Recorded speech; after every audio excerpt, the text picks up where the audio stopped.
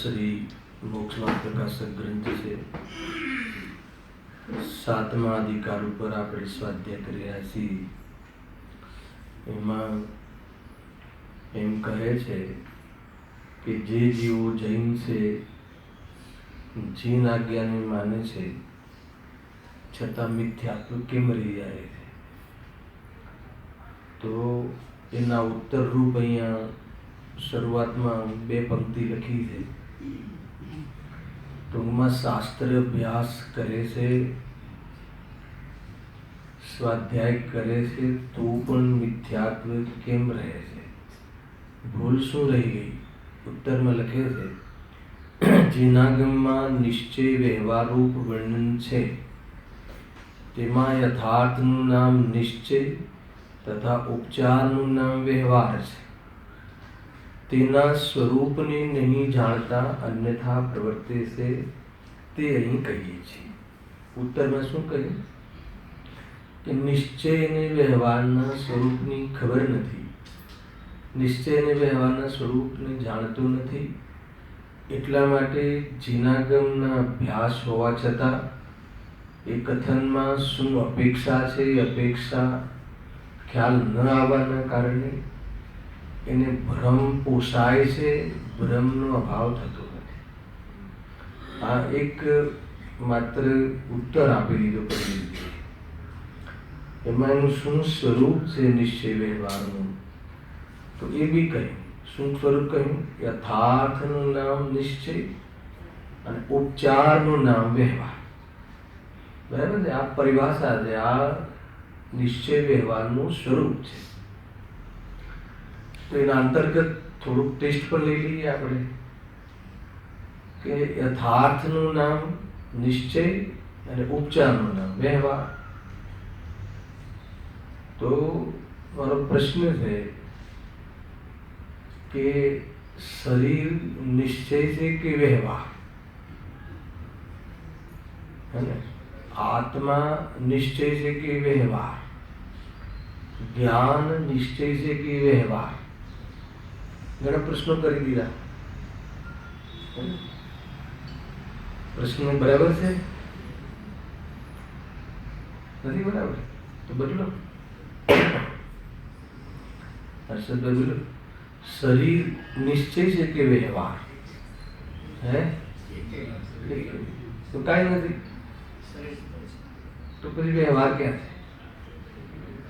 પ્રશ્ન છે ને. કોઈ દ્રવ્ય, કોઈ ગુણ, કોઈ પર્યાય વ્યવહાર, અને કોઈ દ્રવ્ય ગુણ પર્યાય નિશ્ચય એમ નથી. હે? કોઈ દ્રવ્ય વ્યવહાર, કોઈ દ્રવ્ય નિશ્ચય એમ નથી. તો નિશ્ચય વ્યવહારનું સ્વરૂપ શું છે? કે જ્યારે શરીર વ્યવહાર નથી, પણ શરીરને આત્માનું કહેવું, આત્માનું જાણવું એ વ્યવહાર. ખ્યાલ આવે? શરીર તો શરીર છે, એ એક પૂદગલની પર્યાય છે. એ દ્રવ્ય ગુણ પર્યાય રૂપ એક ઉદ્ગલ વસ્તુ છે. એ કોઈ નિશ્ચય વ્યવહાર નથી, પરંતુ એ શરીરને આત્મા સાથે મિલાવીને કથન કરવું અથવા જાણવું એ વ્યવહાર છે. ખ્યાલ આવે? અને આત્મા નિશ્ચય છે કે વ્યવહાર? તો કે આત્માના નિશ્ચય છે કે વ્યવહાર? પણ આત્માને પોતાના સ્વરૂપ રૂપ આત્મા જ જાણવો એ નિશ્ચય છે. જે વસ્તુ જેવી છે એવી કહેવી, હે ને, અથવા જેની છે એટલે પોતાની છે એની જ કહેવી, જાણવી, માનવી, એ બધું નિશ્ચય છે. અને બીજી વસ્તુ સાથે મિલાવીને જાણવું એનું નામ વ્યવહાર છે. બે ભિન્ન વસ્તુઓને જે ભેદ છે એને અભેદ કરીને જાણવું અને અભેદ કરીને કહેવું, એ શું થઈ ગયું? અને વ્યવહારથી બે ભિન્ન વસ્તુઓને અભેદ માનવી એ બી દોષ નથી, પણ એને પરમાર્થથી અભેદ માની લેવી મિથ્યાત્વ છે. આપણે એક વસ્તુ થોડું કર્યું, ભૂમિકામાં જ વિકલ્પ છે મને, એ વિશે આગળમાં જઈએ છીએ. એક બીજી રીતે, કેમ કે મારે આજે ગુરુદેવની કથા ના આવે ને એટલે મારો આખો વિષય બદલાય છે થોડો. એટલે જે અહીંયા આપણે ચાલે છે એને ગોળ કરીને જે વિષય લેવો છે. ગુરુદેવસિંહને કહ્યું ને, મારા પર આરોપ છે, ખાલી નિશ્ચયની વાતો કરો છો, વ્યવહારની તો વાત કરતા જ નથી. એટલે ગુરુદેવસિંહ એને થોડું હાસ્ય સાથે કહે છે કે આ કેવળ જ્ઞાનની પર્યાય શું છે? આ નિશ્ચય રત્નત્રયની પર્યાય વ્યવહાર છે, વિરોધ છે. હવે એ જે કોટીથી જે અપેક્ષાથી વ્યવહાર કર્યો, એ કઈ અપેક્ષાથી વ્યવહાર છે આપણને ખબર હોવી જોઈએ. નિશ્ચય રત્નત્રય વિતરાગ પર્યાય એ વ્યવહાર છે. હેલા, એ તો આત્માની પર્યાય છે, એ તો આત્માનો ધર્મ છે, આત્માનો સ્વાભાવિક ધર્મ છે. હવે જે વ્યવહાર કેવી રીતે કહેવાય? એક પ્રશ્ન થાય ને, કેમ કે આની પરિભાષાઓ શું છે કે બે ભિન્ન વસ્તુ. આગળ વાંચ્યું બી હતું, પહેલા કે આગળથી વાંચ્યું હતું, સામાન્ય રીતે લઈએ છીએ. બે ભિન્ન વસ્તુઓને અભેદ કરીને કહે, કાં તો એક અભેદમાં ભેદ કરીને કહે. હેલા, આ બે પરિભાષાઓ તો બહુ પ્રચલિત છે. વસ્તુ અખંડ છે, અભેદ છે, પરંતુ એને ભેદ કરીને કહે અથવા ભેદ કરીને જાણે.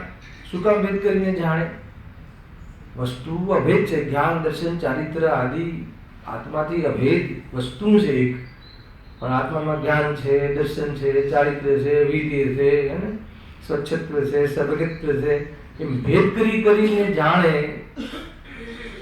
ભેદ વ્યવહાર નથી, ભેદ કરીને જાણે, ભેદ કરીને કહે. ભેદ તો છે, અગર એમાં ભેદ ના હોત તો અનંતા સિદ્ધ ના થાત. પણ જેવી રીતે દેહ અને આત્મા ભેદ ભિન્ન છે, એવું ભિન્ન નથી, ખરેખર તો અભેદ છે.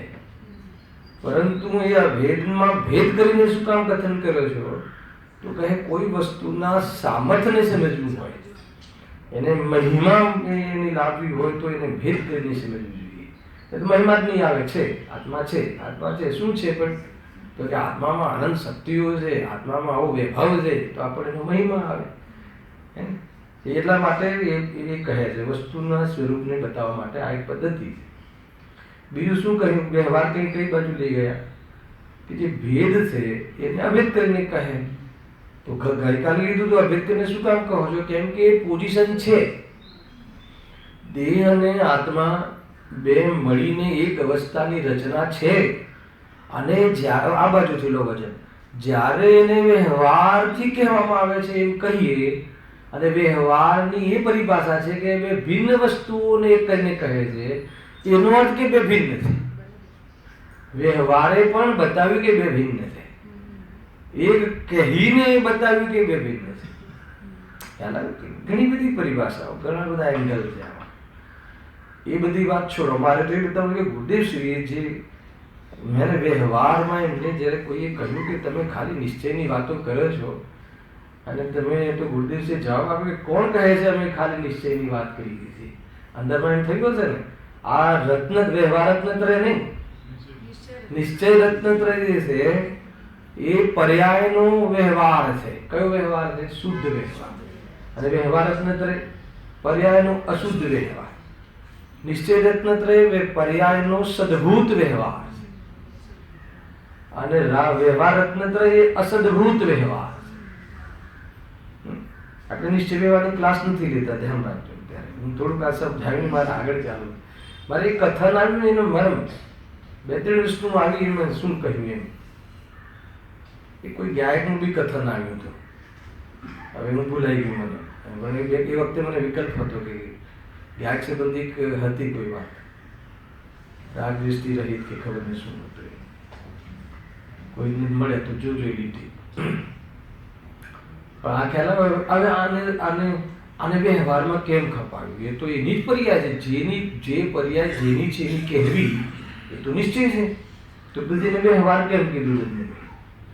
તો કે વ્યવહારની બીજી પણ પરિભાષા છે કે જે કોઈ ચીજ એ ભલે એ વસ્તુની હોય, ભલે એ સ્વભાવગત હોય, ભલે એ શુદ્ધ હોય, પણ જે દ્રષ્ટિનો વિષય ના હોય, હે ને, તો એ છતાં બી એને કહેવું આત્માનું, એનું નામ વ્યવહાર.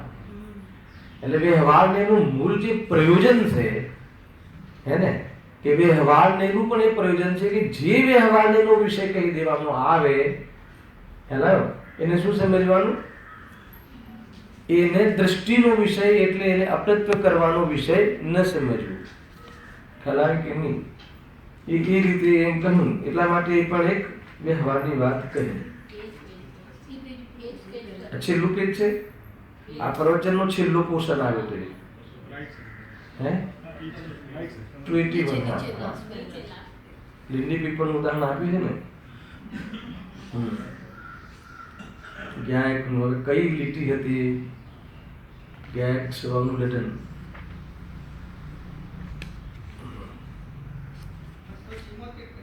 ને છેલ્લું પેજ હતું ને આવે ત્યારે. હા,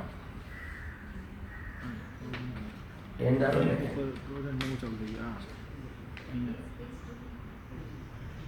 હા, જ્ઞાન સ્વભાવ, જ્ઞાન સ્વભાવ. હા, છેલ્લું આ છે ને. પેજ આ છે.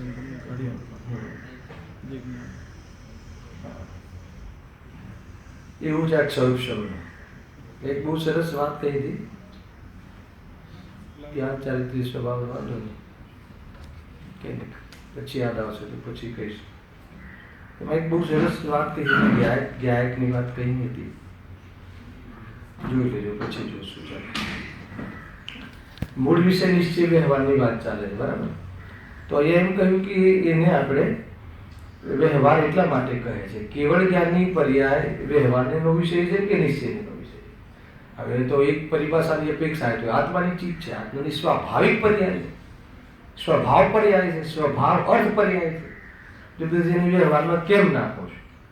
વ્યવહારમાં એટલા માટે નાખીએ છીએ કે નિશ્ચયનો વિષય અનાદિ અનંત છે, આશ્રયભૂત જે વિષય છે નિશ્ચય નહીંનો વિષય છે, ને જે આશ્રયભૂત નથી એ બધો વ્યવહારનો વિષય છે. એ અપેક્ષા એને વ્યવહાર કર્યો. હે, સાપેક્ષતા પ્રમાણે સાપેક્ષતા એટલે હા હા, એટલે અપેક્ષા. હા, પણ એ ડિવિઝન કઈ અપેક્ષા એ છે? જ્યારે નયનની વાત કરીએ છીએ એટલે નયનના કથન અપેક્ષિત જ હોય છે, હે ને, પણ પરિણામમાં નિરપેક્ષ હોય છે. કથન સાપેક્ષ છે, એનો અર્થ એવું નથી કે નહીં પરિણમવા માટે કોઈની અપેક્ષા નહીં. હા, પરંતુ એ સાપેક્ષ કથન છે, તો કઈ અપેક્ષા એ ચાલે છે રજનીભાઈ વિશે. બરાબર છે, કેવલ જ્ઞાન પણ કઈ વ્યવહાર કહ્યો તો કઈ અપેક્ષા એને વ્યવહાર કહ્યો? શા માટે વ્યવહાર કહ્યો? તો આત્માની ચીજ છે, આત્માની સ્વાભાવિક ચીજ છે. તો કહે છે કે એક અપેક્ષા એ પણ છે વ્યવહાર કહેવાની કે જે દ્રષ્ટિનો આશ્રયભૂત વિષય ના હોય, દ્રષ્ટિનો વિષય ના હોય, એકત્વ કરવાનો વિષય ના હોય, એ બધો જ ભલે પછી આત્માની શુદ્ધ પર્યાય જ કેમ ના હોય, એ વ્યવહારને જ હશે. આ પ્રમાણે વ્યવહારને આ રીતે અનેક પ્રકારે નિરૂપણ છે. તે પ્રમાણે નિશ્ચય અને વ્યવહારનું સ્વરૂપની જાણવાની વાત અહીંયા કહી છે. હવે ભૂલો જે અહીંયા કહી, 3 પ્રકારની ભૂલ, 4 પ્રકારની કહેશે, એમાં 3 તો આભાસરૂપ ભૂલ છે, બરાબર છે, અને 4 પ્રકારના મિથ્યા દ્રષ્ટિ કહ્યા, એમાં 3 તો આભાસરૂપ મિથ્યા દ્રષ્ટિ કહ્યા. એમાં આ નિશ્ચય વ્યવહારમાં એવી શું ભૂલ થાય છે કે જેથી આ મિથ્યાત્વ અથવા આભાસમાં રહે છે. જો આભાસ એ તો બહુ ડેન્જર વસ્તુ છે, હે ને. આભાસમાં રહે ને તો આભાસ થઈ ગયો કે મને પ્રગટ થઈ ગયું છે એવું, તો એ એકાંત કરે છે, મિથ્યા એકાંત છે નયોમાં. તો એનું સંક્ષિપ્ત સ્વરૂપ પહેલા આપણે સમજી લઈએ છીએ આ વિષયમાં પ્રવેશ કરતા પહેલા. તો નિશ્ચયાભાસ, વ્યવહારાભાસ ને ઉભયાભાસ શું છે? કે નિશ્ચય નયની જે વિષય વસ્તુ છે એ સાંભળીને આભાસ થવો. તો શું આભાસ થવો? કે જે નિશ્ચય નયથી જે નિરૂપણ છે એને સર્વથા માની લેવું. સાંભળજો એક એક વસ્તુ. અને વ્યવહારને એનો સર્વથા નિષેધ કરવો એ નિશ્ચયાભાસ. હજુ ફોર્મ્યુલા છે આમાં. ઘણી વખત તમને એમ થશે કે નિશ્ચયની વસ્તુને સર્વથા માની લેવામાં શું વાંધો છે, એ તો ધર્મ થઈ જાય. તમને એવું લાગશે. નિશ્ચયથી કહ્યું કે ભાઈ હું તો શુદ્ધ જ છું, તો એ માની લેવામાં શું વાંધો છે? તો કે સર્વથા એ નહીંથી સર્વથા માની લેવું. નિશ્ચય નહીંથી અગર વિષય બતાવીને કહો કે હું નિશ્ચય નહીંથી સર્વથા શુદ્ધ છું, તો એ પ્રમાણ કથન છે અથવા એ સમ્યક કથન છે, સાચું કથન છે. માનો કે હું નિશ્ચય નહીંથી જોવામાં આવે તો હું એકાંતે શુદ્ધ જ છું, કેમ કે તમે એની અપેક્ષા આપીને કહ્યું, હે ને. પરંતુ કોઈ માને કે હું સર્વથા શુદ્ધ છું એટલે વર્તમાન પર્યાયમાં પણ અશુદ્ધતા હોવા છતાં, વર્તમાન પર્યાયમાં અશુદ્ધતા હોવા છતાં સ્વભાવે તો શુદ્ધ જ છું. જો જોડે જોડે પોઝિટિવ લઉં છું, પરંતુ વર્તમાન અવસ્થામાં અશુદ્ધતા છે, એ અશુદ્ધતા હોવા છતાં પર્યાયમાં જ શુદ્ધ માની લેવું. પર્યાયની અશુદ્ધતાનો નિષેધ કરવો, સર્વથા નિષેધ કરવો. સ્વભાવમાં નિષેધ કરવાની જગ્યાએ પર્યાયમાં પણ નિષેધ કરવો સર્વથા, એનું નામ નિશ્ચયાભાસ. સમજમાં આવે છે કે? અને વ્યવહારને પરમાર્થ માની લેવો એ વ્યવહારાભાસી છે. એક એક વસ્તુ તમે સમજો, ના સમજમાં આવે તો પૂછજો. નિશ્ચયાભાસમાં હા, પર્યાયમાં છે કે નથી એ મારે વસ્તુની ચર્ચા જ નથી કરવી, તો એ નિશ્ચયાભાસમાં આવે. ચર્ચા ના કરવાનું નામ ગૌણ છે, પણ માનવું જ નહીં. ગૌણપણે તો ખ્યાલ હોવો જોઈએ કે પર્યાયમાં આટલી બીમારી છે. અને આ જે શુદ્ધ કહેવામાં આવે છે, સ્વભાવથી શુદ્ધ કહેવામાં આવે છે, પણ એ જીવ સ્વભાવમાં શુદ્ધ છે, સ્વભાવથી શુદ્ધ છે એમ અનુભવ ન કરીને પર્યાયમાં હું તો હવે મારે શુદ્ધતા ટાળવાની જરૂર શું છે જ્યારે હું શુદ્ધ છું એમ કરી અને એ આભાસ કરી દે છે. સોગાનીજી કહે છે પર્યાય કો મેરા આશ્રય લેના હે તો લે. હા, પર્યાય આમ તો ઉડાવી દીધી ના, એ તો બહુ જોરદાર કથન છે. એમાં બતાવું કે કેવળ જ્ઞાન આવવું હોય તો આવે, મારે શું છે સમજો. એ પર્યાયને મારી સામે જોવું હોય તો જોવે, હે ને. મારે શું છે એ જેવી રીતના કથનો છે ને બધા. પર્યાયને મારું ધ્યાન કરવું હોય તો કરે, હું કોનું ધ્યાન કરું? હમણાં હાલમાં શું ચાલે, એક મેં સાંભળ્યું કે સમ્યક દર્શન થવું હશે ત્યારે થશે. તમે તમારો નિર્ણય તો તમે શુદ્ધ છો, તમને સમ્યક દર્શનની શું જરૂર છે? તો પછી નિર્ણય બી શું કામ? નિર્ણય બી જ્યારે થવાનો હશે ત્યારે થશે. એ અલગ વિવક્ષા છે. પહેલા તમે સોગાણીજીને સમજો, પછી એ બધી બાબતો પર હું આવીશ. કોઈ ચીજ છોડવાનું નથી, ધ્યાન રાખજો. જે રીતે નિરૂપણ ચાલે છે ને, જ્યાં જે રીતે એમાં શું દોષ આવે અને આ રીતે હોય તો દોષ નથી આવતો, બંને નિરૂપણ કરીશું.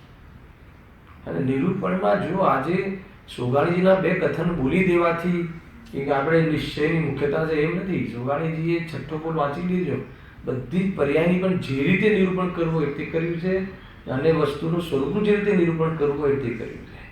અને એમાં ટ્રસ્ટ છે કે એ તો આવવાની જ છે ને. આત્મામાંથી કેવલ જ્ઞાન નહીં આવે તો શું આવશે, એમ સમજીને વાત છે. અરે એક આશ્રયાધિકારમાં એક શુદ્ધ નયની પરિભાષા આપી છે ભાઈ, કે શુદ્ધ નયનું લક્ષણ શું છે? કે શુદ્ધ નયનું લક્ષણ છે ઉદ્ધત જ્ઞાન. ઉદ્ધત જ્ઞાન એ શુદ્ધ નયનું લક્ષણ છે. આ ઉદ્ધત જ લાગે, આ શુદ્ધ નયની વાતો બધી ઉદ્ધત જ લાગે. રાગ હોય તો હોય, મારે શું છે? પર્યાયમાં ભલે રાગ હોય, એનો અર્થ શું છે ખબર છે? રાગ હોય તો હવે હું લોભાવાનો નથી, એ હોય તો હું તો મારું જ કામ કરીશ. એનું નામ ઉદ્ધતપણાનું ગુરુદેવસિંહ આ અર્થ કાઢે. હોય તો હોય એનો શું છે? કે હોય તો હોય, એના સ્વકામમાં હોય, તમે એને આ રીતે બી લઈ શકો. અને એ હોય તો મને શું પ્રોબ્લેમ છે? એ હોય તો હું ભેદજ્ઞાન નથી કરી શકતો. રાગ જુદો ને આત્મા જુદો. મારે મારું કાર્ય જે કરવાનું છે હું રાગ ના હોવા છતાં કરીશ. હું એ રાગમાં હું લોભાવાનું નથી અને એકવાર બી પણ હું હવે ફસાવાનું નથી. એનું નામ ભલે હોય. તો એ જે એ રીતે છે એ જે આ શુદ્ધનયના જોરમાં કથન છે. શુદ્ધનયના જોરમાં કથન એ શુદ્ધનયને અપનાવવા માટે છે. એ પર્યાયમાં નિષેધ કરવા માટે નથી. પર્યાયનો અથવા પર્યાયના વિષયનો સ્વભાવમાં નિષેધ કરવા માટે તો છે, પણ પર્યાયમાં નિષેધ કરવા માટે નથી. પર્યાયના વિષયનો દ્રષ્ટિમાં નિષેધ કરવા માટે છે, પરંતુ પર્યાયનો નિષેધ કરવા માટે નથી. ગુરુદેવસિંહ કહે છે કે વ્યવહાર તરીકે ભૂતાર્થ છે, હે અને નિશ્ચયની અપેક્ષા એ અભૂતાર્થ છે. તો હવે કહો કે અભૂતાર્થ છે કે ભૂતાર્થ છે? પ્રશ્ન તો એ સ્પષ્ટીકરણ તો કરો કે હવે કહો કે ભૂતાર્થ છે કે અભૂતાર્થ. તો કહે કે જ્યારે તારે એ પર્યાયનું જ્ઞાન છે, પરંતુ તારે અપનાવવાનું હોય, તારે એને અજમાવાનું હોય, તારે એને અનુસરવાનું હોય, તો એ અનુસરવાનો વિષય નથી. એટલા માટે મારે માટે એ કોઈ રીતે પણ ભૂતાર્થ નથી. મારા માટે તો કોઈ એ હોવાની કોઈ મતલબ નથી, કારણ કે મારે એને અપનાવવું નથી. જેને અપનાવવું નથી એને જાણવું પડશે, પણ એને તું જાણવાનો નિષેધ કરી દે એને શુદ્ધનયની ઉદ્ધવતાના નામે, તો કહે છે કે તે જ્ઞાનનો નિષેધ કર્યો. હાલ ને ઉપદેશનો નિષેધ કર્યો, તીર્થનો નિષેધ કર્યો. અરે ભાઈ, એને જાણવાનો નિષેધ નથી, જે કથનમાં નિષેધ કરી નાખે હે ને. કથનમાં નિષેધ કરવાનું નામ શુદ્ધનયનો પક્ષ નથી, હે ને. ખ્યાલ આવે તો શુદ્ધનયના વિષયનો પક્ષ એમ નથી આવતો. કથનમાં નિષેધ કરીને શું કઈ રીતે નિષેધ કરશો? ચલો તમે નિષેધ કરીને બતાવો કથનમાં. રાજુભાઈ, અર્પિતભાઈ, આજે રજનીભાઈ, આ બોલું છું. દરેક જીવો બધા શું છે? ભગવાન આત્મા. તમે અર્પિત નથી, તમે ભગવાન આત્મા છો. સમજાયું અર્પિતભાઈ? હવે અર્પિતભાઈ બોલવાનું, અર્પિતભાઈ બોલીશ તો મિથ્યાત્વ થઈ જશે. અરે એમ ના થાય, એમ ના થાય. બોલવાથી મિથ્યાત્વ થતું નથી. માનવામાં મિથ્યાત્વ છે, અભિપ્રાયમાં મિથ્યાત્વ છે. તો પછી એ છે કે નહીં? અર્પિત છે ને, અર્પિત છે ને. ચોખ્ખી વસ્તુ દેખાય છે ને. અસમાન જાતિ દ્રવ્ય પર્યાય, આ એક શરીરની જે નામકર્મની પ્રકૃતિની ઓરથી એક નામ આપવામાં આવ્યું છે મનુષ્ય, અને એનું બી પાછું ઓર ઉપચારમાં અર્પિત નામ આપવામાં આવ્યું છે. તો એ છે ને. તો કરવાનું કેટલું હતું? નિષેધ ક્યાં કરવાનો હતો? હું નથી. નિષેધ ક્યાં કરવાનો હતો? મારામાં નિષેધ કરવાનો હતો, હે ને. લોકાલોક, પૂરું લોક શૂન્ય છે. ક્યાં શૂન્ય છે? નથી લોક. મારામાં શૂન્ય છે. અમારામાં શૂન્ય છે એટલે શું? આવી જ કોઈ વાત હતી. મારામાં શૂન્ય છે. ગાયકમાં રાગાદી નથી. શુભાશુભની ભાવ હતી, કોઈ શુભાશુભની પંક્તિ હતી. હે? હા, બહુ સરસ. ના ના, એક શુભાશુભ ભાવ જડના. હા, બીજું શું હતું? શુભાશુભ રાગ પૂરે અને જ્ઞાન શુભાશુભ ભાવ જળના છે. એ જ કથન હતું. એ કથન પર મને બહુ જબરજસ્ત, જો આ જ્ઞાન જ્ઞેય બનવાનો ક્રમ, એ ગાયક નથી, હે ને. એ શુભાશુભ ભાવ જળના છે. સાંભળો, પકડવા આવી, હે ને. શુભાશુભ ભાવ ગાયકના નથી, શુભાશુભ ભાવ જળના છે. એનો અર્થ શું? એનો અર્થ કાઢો. હવે અર્થ, એનો મર્મ કાઢો. એમાં નહીં એક કથન કહ્યું, અચ્છા શુભાશુભ ભાવ જળના છે. હવે આ જ અધિકારમાં બહુ તાકાતથી કહેવાના છે કે એ ચેતનના છે. જળના કહેશો તો નહીં ચાલે, એવું બી આવવા વાળું છે. હવે તમે ક્યાંથી પકડીશો? હાલ એ વિશે ખોલવું નથી મારે, પણ મારે એ અર્થ કરું. જળના છે, શુભાશુભ ભાવ ગાયકના નથી, જળના છે. એનો અર્થ શું? કે શુભાશુભથી, શુભાશુભ ભાવોથી ગાયક પમાતો નથી. એનો અર્થ કે જળના છે. એમાંથી શું ભાવ કાઢવાનો છે? આ રીતે કે જળના છે એનો અર્થ એ કાઢવાનો છે કે શુભાશુભ ભાવથી ગાયક ભાવ પમાતો નથી. હવે ગાયક ભાવ પમાતો નથી એટલે શું?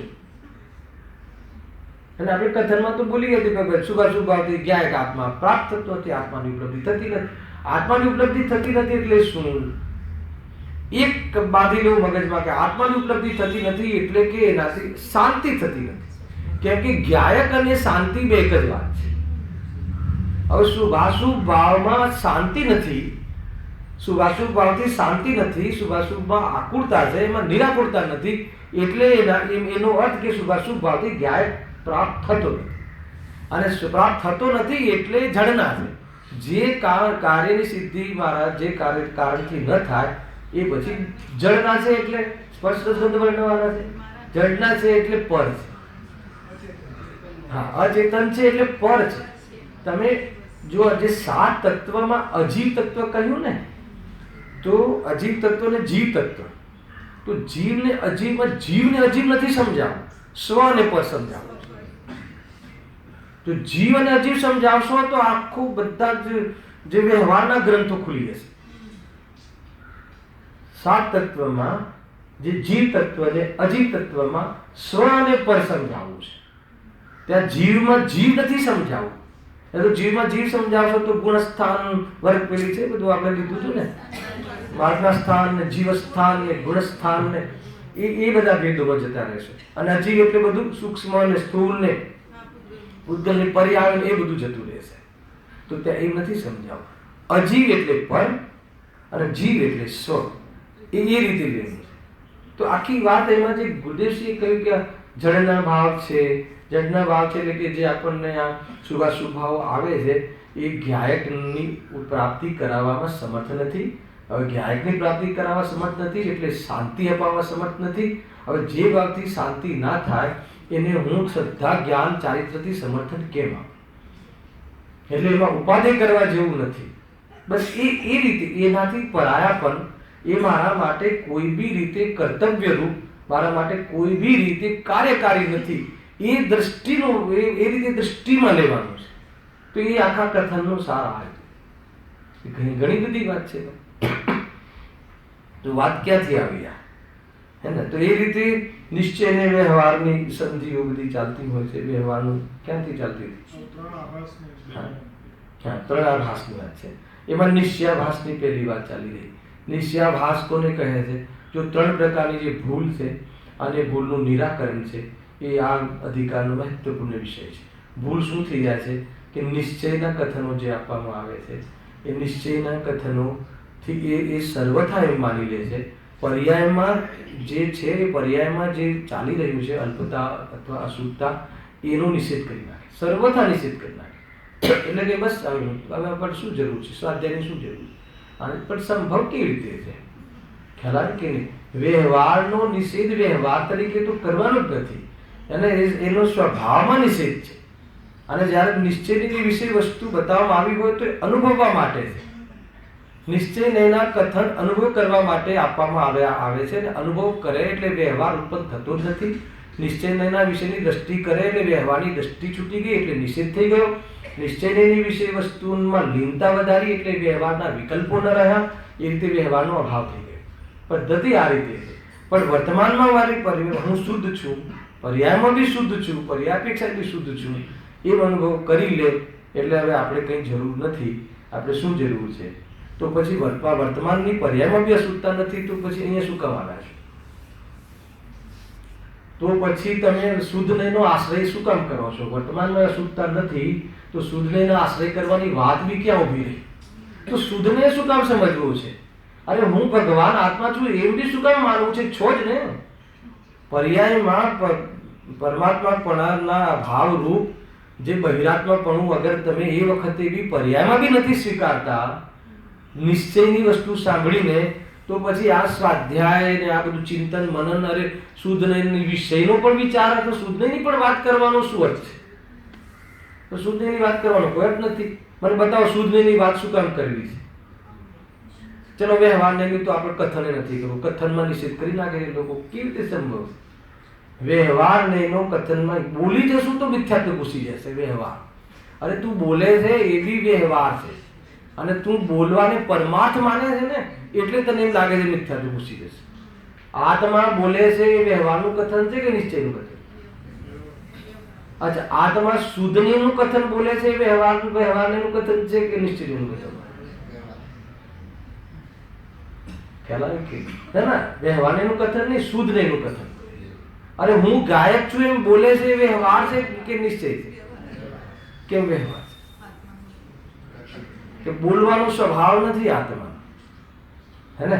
છતાં વાણીની સાથે આત્માને મિલાવીને આત્મા હું ગાયક છું એમ કહ્યું, એ વ્યવહારનું કથન. અને જ્યાં સુધી વ્યવહારમાં ઉભો છે શુદ્ધ નહીંના નામે પણ, ત્યાં સુધી આત્માનુભૂતિ નથી થતી. અને જ્યાં સુધી એ રીતે પણ અગર જો શુદ્ધના વિષયનો પણ પક્ષ આવી જાય છે, ત્યાં સુધી સમ્યક દર્શન થતું નથી. હેલા કે શુદ્ધના વિષયનો અનુભૂતિ થવી જોઈએ. શુદ્ધનો પક્ષ, એના વિકલ્પનો પક્ષ. તું વિકલ્પોમાં ભેદ ધ્યાન કરે. શુદ્ધનો વિકલ્પ કર્યો એટલે ધર્મ થઈ ગયો, અને અશુદ્ધનો વિકલ્પ કર્યો એટલે અધર્મ થઈ ગયો. તો કે વિકલ્પોમાં તો બંને વિકલ્પ છે. ખ્યાલ આવે કે? તો આ રીતે એને ભૂલવું પડે. હે તો કોણ ના પાડે? અમે તો જ કહીએ છીએ વિકલ્પ રહે. વિકલ્પ જે રહે છે એ વિકલ્પ છે, હું નથી. એ વિકલ્પની જાતને મારી જાત જુદી છે એવું સ્પષ્ટ સાચું આગળના માધ્યમથી જ્ઞાન કરવું, અને એને એ રીતે આપણા પોતાના ભેદ જ્ઞાન અને યુક્તિના માધ્યમથી એ નિર્ણયને દ્રઢ કરવો. અને એવો નિર્ણય થશે તો વિકલ્પનો પ્રેમ મટી જશે અને દ્રષ્ટિ છૂટી જશે. અને દ્રષ્ટિ છૂટી જશે પણ વિકલ્પ નહીં છૂટે. અને વિકલ્પ છૂટવાનો ક્રમ જુદો છે. પહેલાથી વિકલ્પ છોડવો શું કામ છે? સમ્યક દર્શનમાં વિકલ્પ છોડવાનું ક્યાં કહ્યું છે? જે વસ્તુ જેવી છે એવી જાણો. આત્માના દર્શનનું નામ સમ્યક દર્શન છે. વિકલ્પ તરીકે દર્શન કરો એનું નામ સમ્યક દર્શન છે. વિકલ્પ છોડવાનું નામ સમ્યક દર્શન તો મેં તો ક્યાં નથી સાંભળ્યું. વિકલ્પનું વિકલ્પ રૂપે દર્શન કરો એનું નામ સમ્યક દર્શન. હવે વિકલ્પ રૂપ દર્શન કરો એટલે એની સાથે તમારું એકત્વ ના રહ્યું, એ તો વિકલ્પ છે. ખ્યાલ આવે? વિકલ્પની છૂટવાની વાત નથી, વિકલ્પની દૃષ્ટિ છોડવાની વાત છે. વિકલ્પને વિકલ્પ રૂપે દર્શન કરો ને, આશ્રમને આશ્રમ રૂપે દર્શન કરો. આશ્રમ છે, આ આશ્રમ છે એટલે આત્મા નથી, એટલે હું નથી. હવે એ હું નથી એનું ભાવવાસન ખબર છે? હું નથી એટલે શું? હું નથી એટલે એ ભાવોથી મારી મુક્તિની ઉપલબ્ધિ થતી નથી, એટલે મને એની અવેરનેસ નથી. અને એની અવેરનેસ ન ભાસવી એનું નામ કે એનું એકત્વ ન ભાસવું. અને એ એકત્વ ન ભાસ્યું ત્યારે એનું નામ સમ્યક દર્શન છે. અને હોય દુનિયાની વસ્તુ છે. હા, ખરેખર સમ્યક દર્શનની વ્યાખ્યા આત્મામાં અહંપણું કરવું એ તો અધ્યાત્મની મુખ્યતાથી છે. પંડિત ટોડરમલજીની તો પરિભાષા છે કે જે વસ્તુ જેવી છે એવી માનવી. જેવી છે એવી માનવી એમાં આત્માની દ્રષ્ટિ થઈ કે નથી. હવે જેવી છે એવી માનવી આગળ આવી જાઓ કે સ્વને સ્વરૂપે માનું, પરને પરરૂપે માનું. અને સ્વને સ્વરૂપે માનું, પરને પરરૂપે માનું, એમાં સ્વની દ્રષ્ટિ આવી કે ના આવી? શું ખ્યાલ નથી આવતો? સ્વની દ્રષ્ટિ એટલે આ મારી ચીજ નથી. મારી ચીજ નથી એટલે એનાથી મારા કાર્યની સિદ્ધિ થતી નથી. વિકલ્પથી તમારા કાર્યની સિદ્ધિ થતી નથી, એનું નામ વિકલ્પની અહંબુદ્ધિ છૂટી. કે કેમ સિદ્ધિ થતી નથી? કેવી રીતે થાય? એમાં તો આકુરતા થાય છે. મારે તો નિરાકુરતા જોઈએ છે. હું તો નિરાકુરતા સ્વભાવ છે. તમને વિકલ્પમાં નિરાકુરતાના દર્શન આકુરતાના દર્શન થાય તો માની લો કે એ બી સમ્યક દર્શન છે. અને વિકલ્પમાં નિરાકુરતાના દર્શન થાય એનું નામ મિથ્યા દર્શન છે. આપણે તો એક જગ્યાએ આપણને બાંધી લીધો છે કે નહીં, આત્મા આવવો જોઈએ શબ્દ. સમ્યક દર્શનની પરિભાષામાં આત્મા જ શબ્દ આવવો જોઈએ. ત્યારે આચાર્યો કહે છે કે સમ્યક દર્શનની પરિભાષામાં અમે આત્મા એકલોની સાથે તત્વ લઈએ. હા,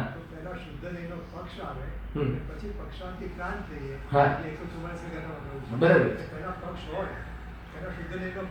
શુદ્ધનો પક્ષ એટલે શું રજનીભાઈ? શુદ્ધનો પક્ષ એટલે શુદ્ધનો પક્ષ ને શુદ્ધનો વિકલ્પ હોય. શુદ્ધનો પક્ષ તો મિથ્યાત્વ છે. નહીં, બહુ અલગ વસ્તુ છે. કદાચ તમને ભાવભાષા રીતે થયું હોય તો બરાબર છે, તમે સમજતા હોય બરાબર છે.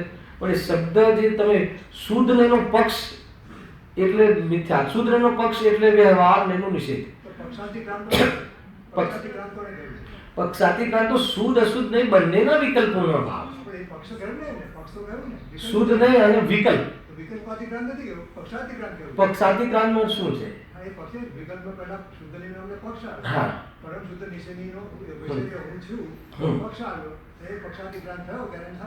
પક્ષાતિક્રાંત એટલે તમે પક્ષ લક્ષ્ય રૂપી પક્ષ માનો કે લક્ષ રૂપી પક્ષની વાત છે પક્ષાંતિ ક્રાંતમાં. લક્ષ થયું ને, જે લક્ષ એને બી પક્ષ કહેવાય છે. પણ જ્યારે મિથ્યાત્વની વાત ચાલતી હોય એમાં પક્ષ એટલે એકાંત થઈ ગયું. અહીંયા આપણે મિથ્યા દ્રષ્ટિની વાત ચાલે છે તો શુદ્ધનો પક્ષ એટલે એકાંત થઈ ગયું. અને નયાતિ ક્રાંતમાં શુદ્ધનો પક્ષ પક્ષાતિ ક્રાંત એટલે એના લક્ષરૂપ પક્ષ. એક છે લક્ષરૂપ પક્ષ અને એક છે એકાંતરૂપ પક્ષ, અપનત્વરૂપ પક્ષ.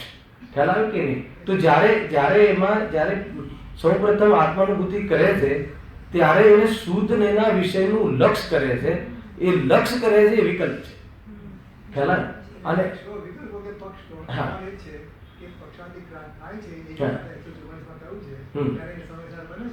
હા કઈ દ્રષ્ટિ જરા કહો.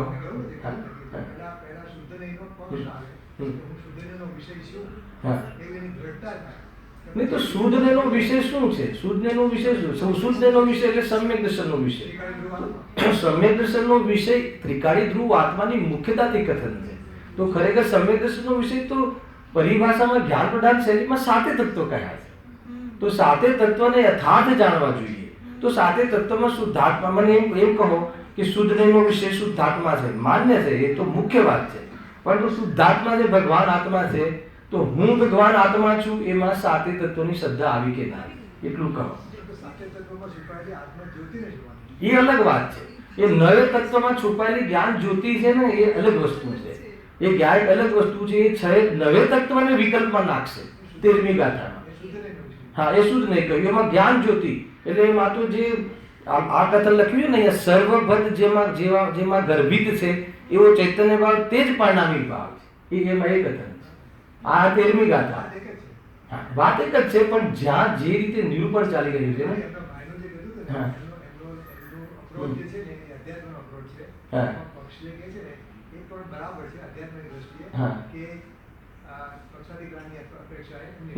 એમનો વિષય શું હતો બોલો પ્રકાશ ફરીથી? શું ભૂલી ગયા?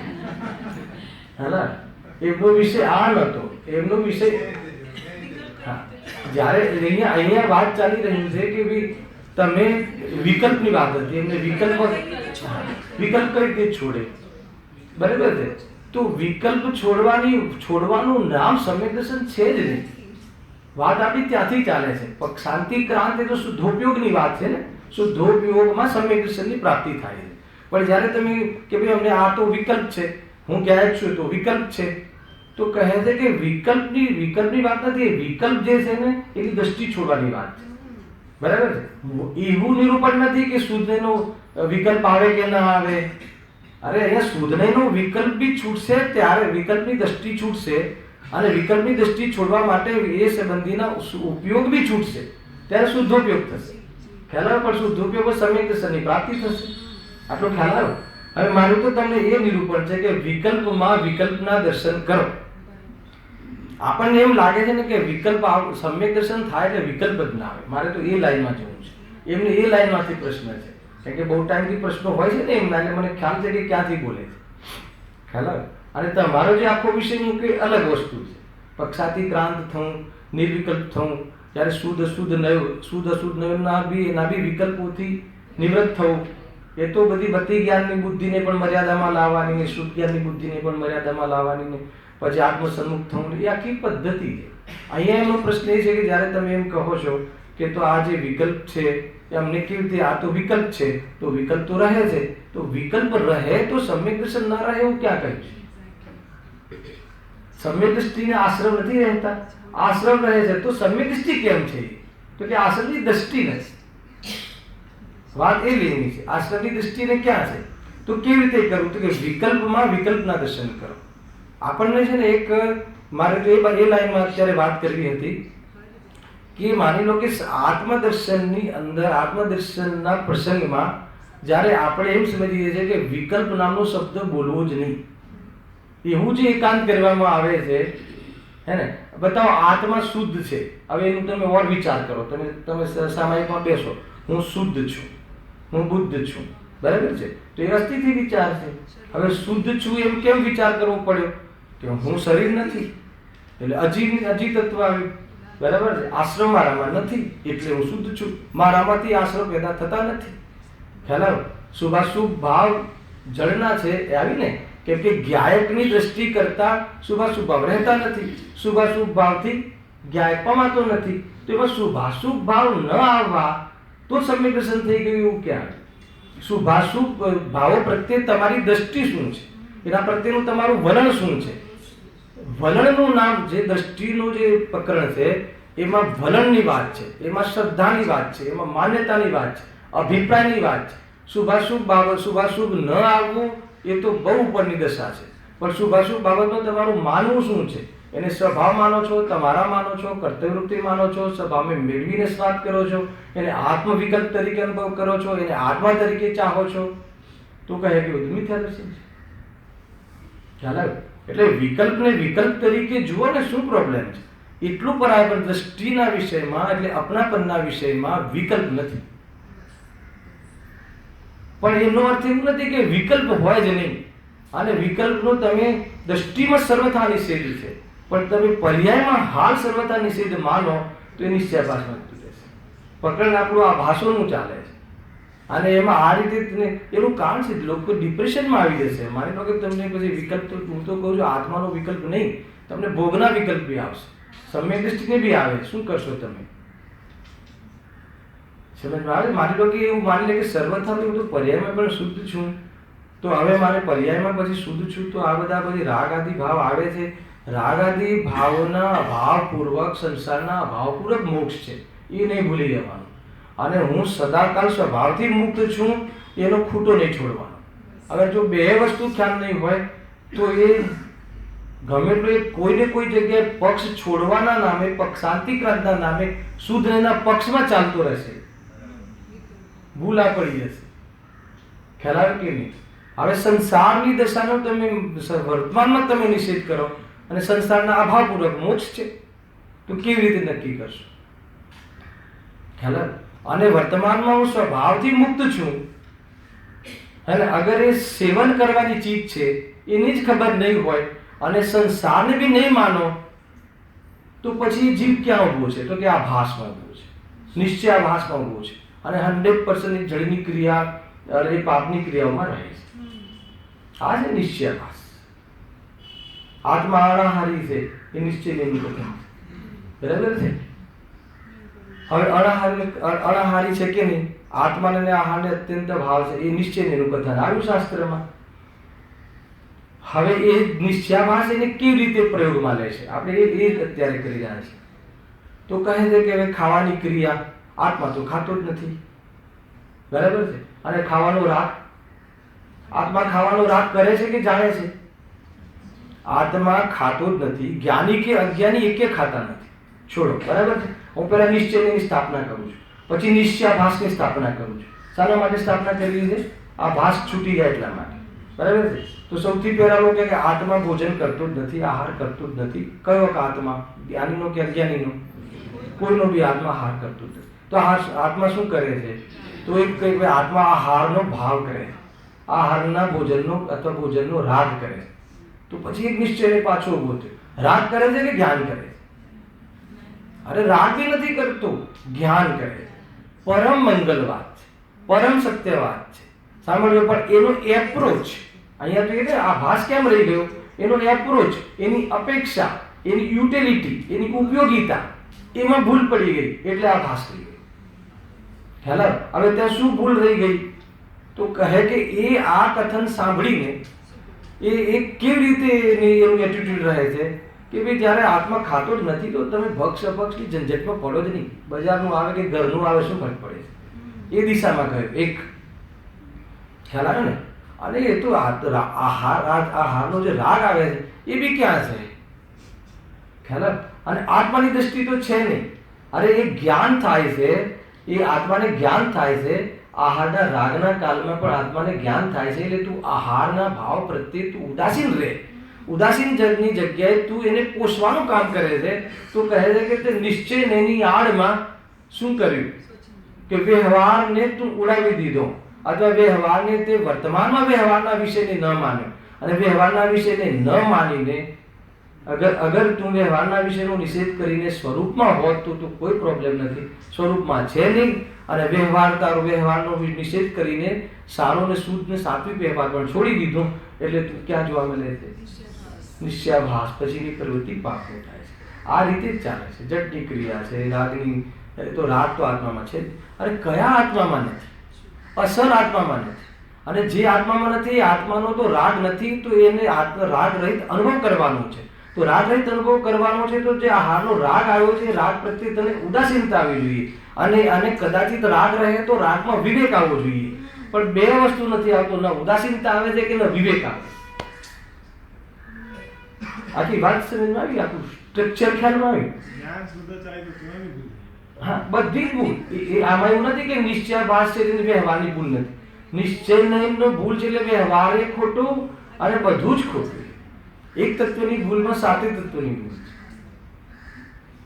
છે. જો આજે રજનીભાઈ કથનોમાં બધું જ બરાબર છે, પણ મારે કથનો તો આપણે જે કહો એ બધા જ સાચા જ છે કથન તો, પણ એનો જે એપ્રોચ છે એ સમજીને શું સમજવાનું છે, એ સમજીને આભાસ કેમ રહી જાય છે. હા, એમાં અભિપ્રાય તમારો અંતરમાં બદલાય છે કે નહીં. અગર એ નથી થતું તો એ શબ્દનો અર્થ તમે એક જ શબ્દના 4 પ્રકારે થાય છે. ખ્યાલ આવે કે નહીં? હવે એક ગાથામાં વિકલ્પ જે લીધું છે ને એ શ્રદ્ધાની પર્યાય લીધી અને જનરલી વિકલ્પ ચારિત્ર નહીં પર્યાય આત્મ વિકલ્પ. ત્યાં લખ્યું, ગુરુદેવસિંહ કહે કે આત્મ વિકલ્પ લખ્યું ને એમાં વિકલ્પ શબ્દ છે ને એ અભિપ્રાયના અર્થમાં લે છે, અહીંયા વિકલ્પ કરે છે અર્થમાં નહીં લેતો.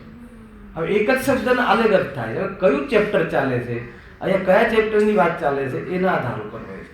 અગર જો તને આમાં શુદ્ધ નેનો પક્ષ છે, ખ્યાલ આવે કે એકાંત કરી નાખ્યું છે, તે એકાંત કરવાનો અર્થ એ છે કે વર્તમાન પર્યાયમાં શુભ અશુભ ભાવ, બધા વ્યવહારના ભાવ. અરે વ્યવહાર છે એનો શું? વ્યવહારનો વ્યવહાર છે એટલે કે તારા નથી એ તો રાખવાનું છે જોડે, પરંતુ એ નથી એમ નહીં.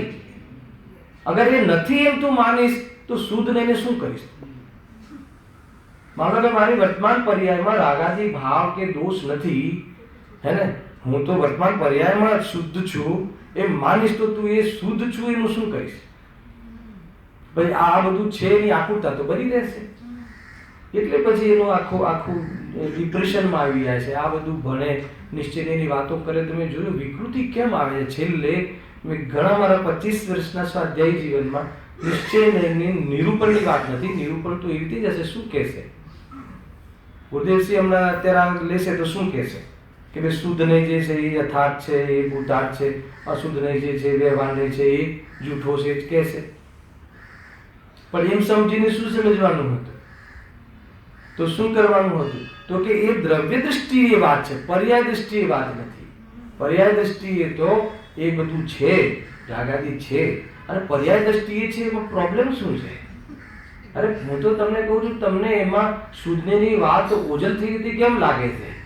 અને જો નિશ્ચય પર્યાય નહીં, પર્યાયથી નહીંની વાત, વ્યવહાર નહીંની વાત કરીએ ત્યારે તમને શુદ્ધ નહીં બોલવામાં ગૌણ થાય, સમજવામાં ગૌણ થાય. કેમ કે એક સમયમાં એક જ પદાર્થ સંબંધી જ્ઞાન ચાલે છે, પરંતુ એમાં તમને શુદ્ધ નહીં ચૂકી જવાયો, એ શુદ્ધ નહીં માનલો કે એની ગરિમા ઓછી થઈ ગઈ એવું ભાસે છે, તો કહે છે કે તમને આ નયોનું જ્ઞાન સ્વરૂપની ખબર નથી. હું તો એમ કહું કે ભાઈ આ બધું પર્યાયમાં રાગ છે એનો અર્થ એવો ના નીકળે કે મારામાં નથી, એમ જ નીકળે. અરે પર્યાયમાં હજી આટલો રાગ બાકી છે એનો અર્થ કે મારો સ્વભાવનો પુરુષાર્થ હજુ વધારવાનો છે, એમ ના નીકળે. એવા બધા અર્થ ના નીકળે તો પછી એમાં શુદ્ધ નહીંની ગરિમા ઓછી થઈ ગઈ અને પુરુષાર્થ લોપ થઈ ગયો. હે ને, આપણે જે કાલથી વાત ચાલે છે કાલની વાત, એ વાત ક્યાંથી આવી? હું તમને જ્ઞાન કરાવું અથવા તમને કોઈ શાસ્ત્રમાં જ્ઞાન કરાવે કે હજુ કપડાં શરીર પર છે એનો અર્થ કે તમને કપડાનો રાગ છે. અરે મારામાં તો રાગ છે જ નહીં. બહુ સાવસ, જેનામાં રાગ નથી ત્રણેય કાળે, અને એ તો તારું અસલ સ્વરૂપ છે, અને એ તારે આટલો રાગ બાકી છે તો તે પેલું તારામાં રાગ નથી ને એનું અવલંબન લીધું નથી હજુ, એટલે આ રાગ બાકી છે એમ ના આવે. એનો અર્થ જવાબદારી પોતાની છે, પણ એનો અર્થ એમ ના સમજી શકાય. તમે હું જ્યાંથી એપ્રોચ કરવા માંગુ છું સમજો. તમને મારે નય નથી ભણાવવા અને મારે એની પરિભાષાઓ નથી ભણાવવી, મારે કોઈ અર્થ, મારે એપ્રોચની વાત છે, પ્રયોગની વાત છે. ખ્યાલ આવે રાજુભાઈ? માનો કે તમને જો આ કપડા અત્યારે શરીર પર છે, અત્યારે જો કપડાનો રાગ છે, શું વાત કરો છો? રાગ તો આત્મામાં હોય જ નહીં. બહુ શાબાશ, મંગલમય વાત છે. આત્મા અને રાગ બંને જાતિ જુદી છે, હોય જ નહીં. પણ છતાં પર્યાયમાં રાગ દેખાય છે. કેમ બાકી રહ્યો? તો કે રાગ નથી ને જે ચીજમાં, એ ચીજનું અવલંબન નથી લીધું, એનું લક્ષ્ય નથી કર્યું, એને ચાખ્યો નથી, એના શરણમાં નથી. તો એ વાત બી તો નીકળે છે ને પર્યાયની ઓરથી. પર્યાયની ઓરથી એ વાત સમજમાં આવે છે ને.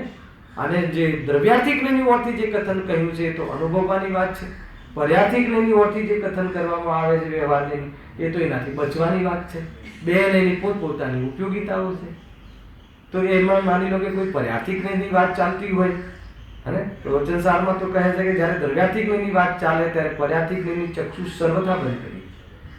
સર્વથા બંધ કરી દે એટલે શું? હાલ તું એ નહીં વિચાર કે હું પર્યાયમાં આ છે. તો ગૌણપણે જ્ઞાન છે ને, તો બુદ્ધિસ્તી તેને ગૌણપણે નિષેધ કરજે. આંખ ફોડી નહીં નાખતો, આંખ બંધ રાખજે. શું? એક આંખ બંધ રાખીને બરાબર નિશાની રાખજે, તો બીજી આંખ બંધ રાખજે, ફોડી નહીં નાખતો. ફોડી નાખવાનો અર્થ નિષેધ. અને જ્યારે પર્યાર્થી જ્ઞાનની વાત ચાલે ત્યારે દ્રવ્યાર્થી જ્ઞાનનો ચક્ષુ થોડો થોડો ખુલ્લો રાખજે. અરે બંધ રાખજે એટલે તું બરાબર સમજ કે પર્યાયમાં જે આટલી ગલતીઓ છે, બીમારી છે, એનું તું બરાબર ધ્યાન રાખજે. અને આ બીમારી છે એમ કહેતા અંદર ગૌણપણે જે જ્ઞાનમાં ચાલી રહ્યું છે ને કે હું બીમારી રહિત છું, એ ગૌણપણે જ્ઞાન ચાલે છે અને એની દ્રષ્ટિમાં અથવા તો ઉદ્ધવતા છે. કેમ કે પોષણ એનું કરે છે એટલે એની ઉદ્ધવતા છે. અને ગૌણપણે એનું જ્ઞાન સાબુત છે, ત્યાં મોજૂદ છે, ભૂલી નથી ગયો, ફોડી નથી નાખી આંખ. તો આ બે નયોનો પ્રયોગનો એક એપ્રોચ છે. ગૌણપણે નિષેધ હા, એ જ્ઞાનનો વિષય, એ જ્ઞાનનો વિષય. શ્રદ્ધા એટલે સર્વથા નિષેધ એ શ્રદ્ધાનો વિષય. હા હા, બહુ સરસ. સર્વથા નિષેધ નહીં કરતો. સર્વથા નિષેધ કરીશ તો કે તું એને તારું જ્ઞાન યથાર્થ નથી. જો જ્ઞાન યથાર્થ નહીં હોય તો દ્રષ્ટિનો વિષય નહીં મળે. કેમ? કેમ કે તું આ બંને નયોનું શું ઉપયોગિતા છે નહીં સમજે, તું દૃષ્ટિના વિષયના કથન કરીશ અને કથનમાં વ્યવહારનો નિષેધ કરીશ અને કથનમાં કરીશ અને વ્યવહારનો નિષેધ તો સંભવ નથી. એને પર્યાયમાં છે. વ્યવહારનો નિષેધ સ્વરૂપમાં જઈને કરાય છે, સ્વરૂપની અપેક્ષાએ કરાય છે. સ્વરૂપની દ્રષ્ટિથી વ્યવહારનો નિષેધ છે, સ્વરૂપમાં રહીને વ્યવહારનો ભાવ થાય છે. પણ તું સ્વરૂપમાં તો તું લક્ષ કરતો નથી, એનો અનુભવ તો છે નહીં. અને તું વર્તમાનમાં મારે તું અનુભવ નથી એમ કેમ ખબર એની વાત? કેમ કે તને વર્તમાન પર્યાયમાં રાગની વાત કહીએ કહેવામાં આવે છે, તો તારે એનું ધ્યાન કરવું જોઈએ કે જે આટલું રાગ બાકી છે, દેખાય છે ને અહીંયા, સિદ્ધાલયમાં નથી ને અહીંયા, અર્યન દશામાં નથી ને અહીંયા, અને હું તો મુનિ દશામાં બી તો નથી. એટલી 3 ચોકડીના ભાવવાળી બી વિતરાગતા તો નથી. અને હું તો કહું છું એક ચોકડીના ભાવવાળી વિતરાગતા હોય તો બાકીની 3 ચોકડી તો છે ને, તું એના માટે સમજ ને. 3 ચોકડી તો ઊભી છે ને.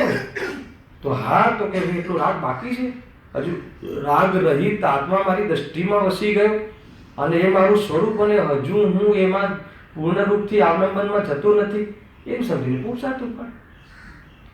ટૂંકમાં નિશ્ચયાભાસ, વ્યવહારાભાસ, ઉભયાભાસ ત્રણનું સંક્ષિપ્ત સ્વરૂપ સમજવામાં આપણે એ લેવું છે. આ તો ખુલાસા અંદર બહુ આવે છે, પ્રશ્નોના રૂપમાં બી આવે છે, ચિંતા નહીં કરતા.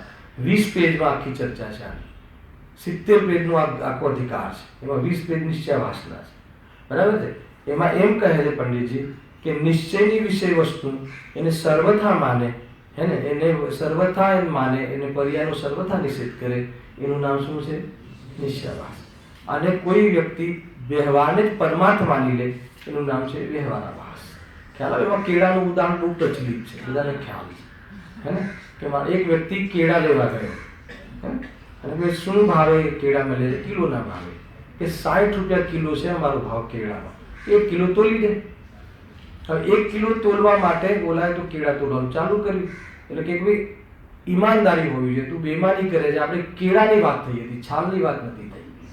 તું છાલ કાઢીને મને તું વજન કરી આપ, હું એ છાલ તો મારે ફેંકી દેવાની છે, એના બી 60 રૂપિયા આપું. અને આમ આ છે ને આખું એક ઉદાહરણ છે. તો કહે છે કે ઠીક છે, હું તો કેળાની છાલ વગર તમને હું કેળા આપીશ, માન્ય છે? ખ્યાલ આવે કે નહીં? એનો અર્થ કે કેળાની સાથે પણ એ પેકિંગનો નિષેધ કરે છે. કેળાની સાથે છાલ સંયોગમાં છાલનો નિષેધ કરે છે કે ભાઈ અમે તો નિશ્ચયવાળા છીએ, અમને તો આત્માવાળા છીએ, અમે તો વિતરાગતાવાળા છીએ, અમે ભક્તિ આદિને તો કાંઈ અમે તો એનો નિષેધ કરીએ છીએ. તો છે જ નહીં, તો બંધનું કારણ છે ને, તો છે જ નહીં. આ મનુષ્ય તો છે જ નહીં. હા, તો મનુષ્ય છે નહીં, પણ તું મનુષ્ય નથી, સ્વભાવમાં મનુષ્યપણું નથી. પણ મનુષ્યપણું છે કે નહીં? મનુષ્યપણું છે તો જે સ્વભાવ છે એ તો વાસ્તવમાં એ તો સેવન કરવાનું છે, અને જે શક્તિ અથવા સ્વભાવ બતાવવામાં આવે છે એનો તો અનુભવ કરવાનો છે. અને તું વ્યવહાર પર્યાની ઓરથી કરજે. હું તો કાલે બી કહ્યું હતું ને કે બધા જ ભગવાન આત્મા છે, બધા જ મતલબ કે શુદ્ધાત્મા છે.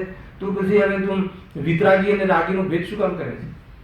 તો મારે બી પૂજા કરવી જોઈએ. તમારે તો આપણે તો શુદ્ધાત્મા તો કે ન થાય. એ બહારનો જે વ્યવહાર જે પર્યાની ઓરથી છે, અને અનુભવ જે કરવાનો છે, સેવન કરવાનો જે સ્વભાવની ઓરથી.